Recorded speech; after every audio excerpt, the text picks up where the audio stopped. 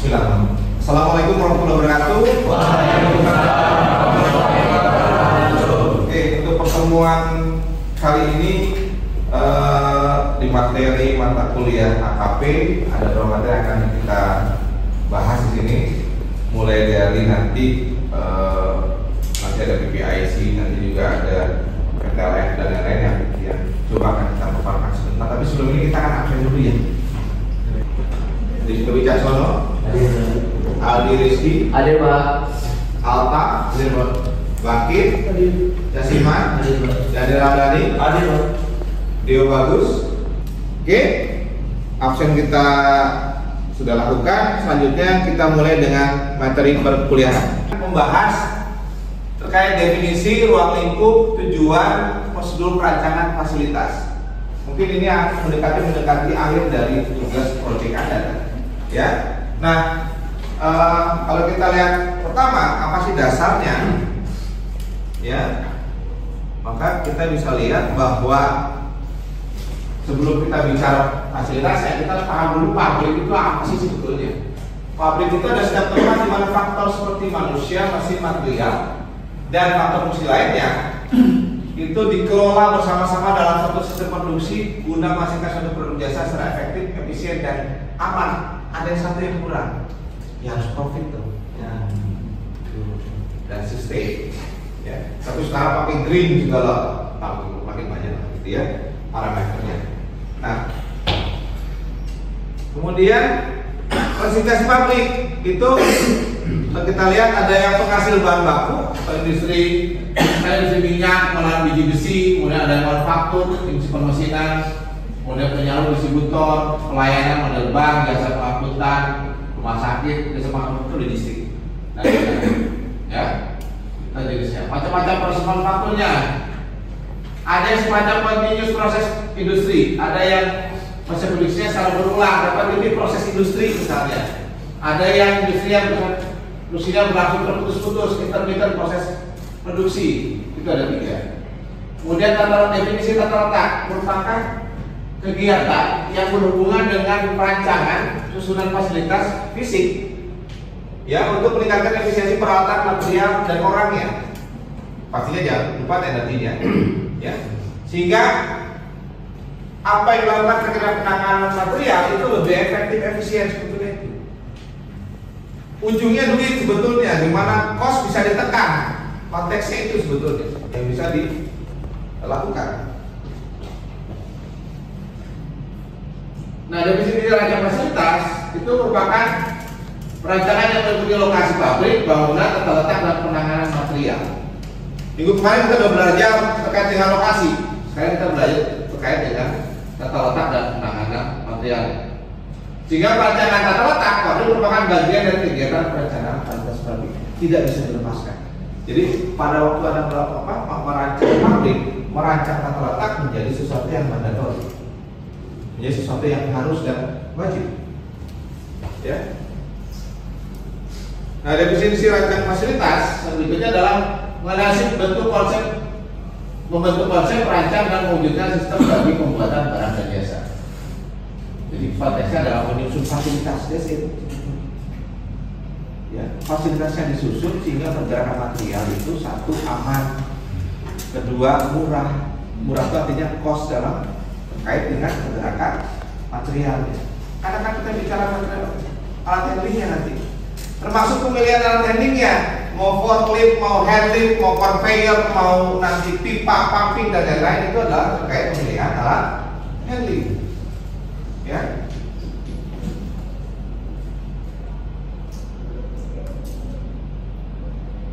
Ini penanganan materialnya. Ya, kalau kita lihat lokasi fasilitasnya, rancangan fasilitasnya, proses desain, rancangan struktur bangunan, kemudian perancangan letak produksi, dan perancangan sistem pemilihan material. Ini yang Anda lakukan semua di mata kuliah ini, ya. Tapi hanya untuk satu bagian, karena kalau AKP bagiannya banyak, ya, bukan hanya ini saja. Ini hanya satu bagian, nanti di akhir pekerjaan, yang ujungnya nanti template. Template ada masuk ke mata kuliah PTLM yang dimasukkan, ya, di apa yang dimasukkan ke dalam ini. Ya, termasuk juga manufacturing, facility planningnya, plan locationnya, plan desainnya, plan facility system, plan layout dan material handlingnya. Sama juga ini fasilitas roomnya, emergency roomnya, uji facility dan lain-lain.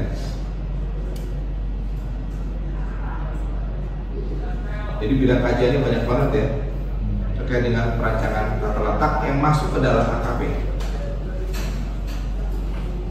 Ya, ada pengangkutan, penerimaan, bahan baku, produksi, perakitan, pengemasan, pemilihan barang, penanaman pegawai, kegiatan produksi penunjang, pergudangan, pengiriman, perkantoran, dan masih banyak lagi. Ya, keamanan sampai dan limbah.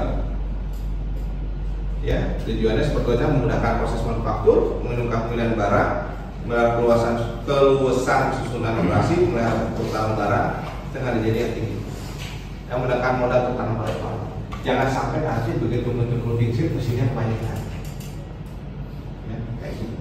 Jadi itu yang harus Anda perhatikan. Ya, hati-hati itu. Termasuk juga menghemat pemakaian ruang bangunan. Bayang nggak kalau tiba-tiba luasannya luas banget karena demi handling ya beli tanahnya mahal. Ya, kayak gitu. Jadi tolong diperhatikan terkait dengan bagaimana tujuan rancang fasilitas ini. Oke, untuk sementara ada pertanyaan nggak terkait dengan perancangan tata letak? Silakan kalau ada yang mau tanya. Ya Pak, Ya, boleh. jadi suatu perusahaan itu ketika memang ya ada unloading dan unloading itu ketika ada space area untuk parkir kendaraan truknya itu, apakah diperlukan adanya loading dan unloading juga gitu? Ketika ada space untuk memanuver di truk tersebut gitu. Sebetulnya kalau bicara space-nya nanti itu di unloading itu kan bisa dijadikan sebagai area manuver juga, bukan hanya sekedar untuk area parkir sebetulnya. Ya, kalau nanti yang nyimpennya lama ya tempat parkirnya, tetapi kalau hanya sekedar menurunkan barang atau menaikkan barang kemudian keluar ya itu adalah lokasi manuvernya nanti, gitu ya. Seperti itu. Ada lagi yang mau tanyakan? Silakan. Belum saya lanjutkan. Oke, kita lanjutkan dulu ya saudara ya. Itu memberikan keselamatan saya bilang tadi. Jangan lupa keselamatan kerja kalau Anda merancang tata letak. Ya.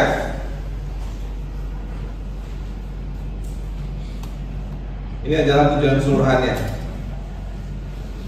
Jadi seperti itu. Jadi nanti kira-kira materi ini menjadi materi inputan untuk Anda merancang atau mendesainkan tugas Anda nanti. Ya. Karena tugas Anda nanti kompleks sebetulnya dari awal pertemuan satu kita terkait dengan demand assessment sampai ke finansial atau sebelum finansial ada terkait dengan tata letak. Ya, kalau Anda lengah di salah satu, costnya tinggi. Ya, seperti minggu kemarin kita membahas PIC itu kalau misalnya di MRP-nya kita salah, yang terjadi apa? Pemborosan inventory.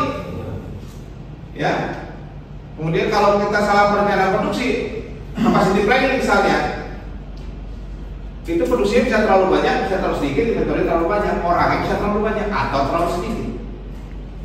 Konteksnya akan ke sana. Ya, jadi tolong itu menjadi bahan masukan untuk memasukkan tugas untuk pergerakan material nantinya. Ya, seperti itu. Ada pertanyaan di sini?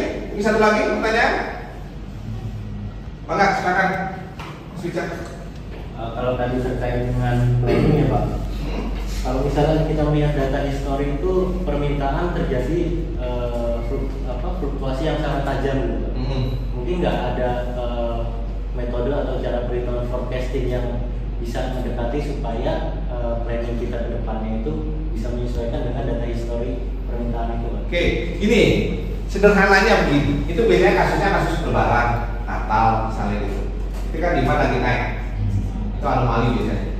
Biasanya pabrik itu sudah men-setting kan di pabrik itu dia mau men-setting peralatan adalah mau di titik maksimumnya atau di titik rata-ratanya. Ya, Anda mau di mana? Kalau di rata-ratanya biasanya yang out di posisi outliner akan dibuang, gitu ya.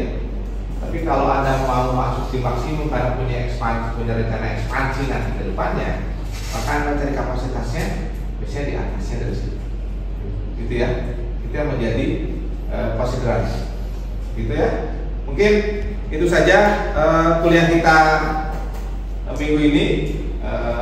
Untuk materi akan saya kirim lewat grup WA nanti, sehingga nanti kemudian juga tugas-tugas individu dan tugas kelompok itu akan dikirimkan juga lewat WA. Itu saja ya, terima kasih. Assalamualaikum warahmatullahi wabarakatuh. Waalaikumsalam warahmatullahi wabarakatuh.